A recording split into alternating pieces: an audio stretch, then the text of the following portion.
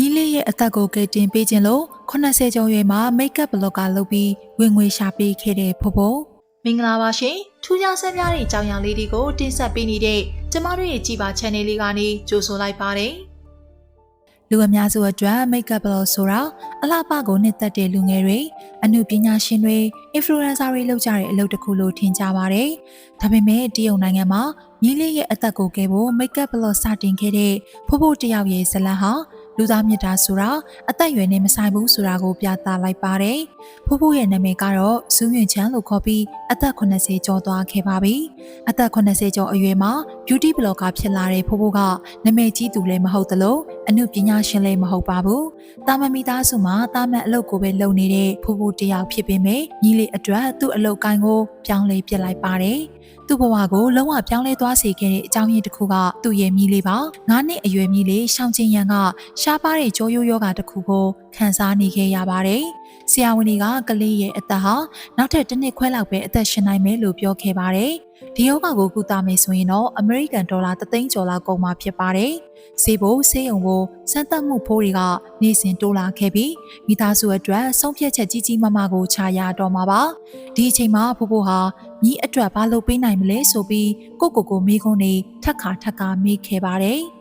တနေ့မှာဖိုးဖိုးကအင်တာနက်ပေါ်မှာမိတ်ကပ်ဘလော့တွေကိုကြည့်မိခဲ့ပါတယ်အစားပိုင်းမှာဒီຢာတွေကသူနဲ့မသက်ဆိုင်ဘူးလို့ထင်ခဲ့ပေမဲ့နောက်ပိုင်းမှာမိတ်ကပ်ဘလော့တွေကိုလူတွေကြည့်ကြတာများတယ်ဆိုတာသိလာခဲ့ပါတယ်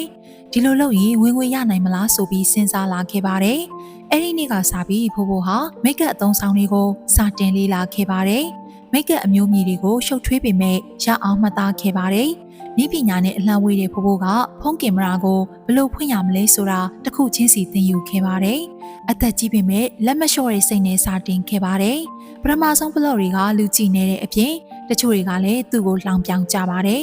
ဖိုးဖိုးရဲ့လက်တွေတုံနေတတ်ပေမဲ့လက်မလျှော့ခဲ့ပါဘူးသူ့ရဲ့ရည်ရွယ်ချက်ကနာမည်ကြီးဖို့မဟုတ်ပဲမြီးလေးရဲ့ကျန်းမာရေးအတွက်ဝင်ငွေရှာဖို့ပဲဖြစ်ပါတယ်ဖိုးဖိုးရဲ့ဘလော့တွေမှာအလှပအကြောင်းအရာတည်တံ့မဟုတ်ပဲသူ့မြည်အကြောင်းသူ့မြစ်တာရီအကြောင်းအသက်ကြီးလေသင်ယူလို့စိတ်ရှိရင်ပညာတွေကိုသင်ယူနိုင်သေးကြောင်းရိုးရိုးသားသားပြောပြထားပါတယ်ဒီချက်တွေကြောင့်ဖိုးဖိုးကိုလူတွေကသတိထားမိလာခဲ့ပြီးဂယုဏတက်လာကြပါတယ်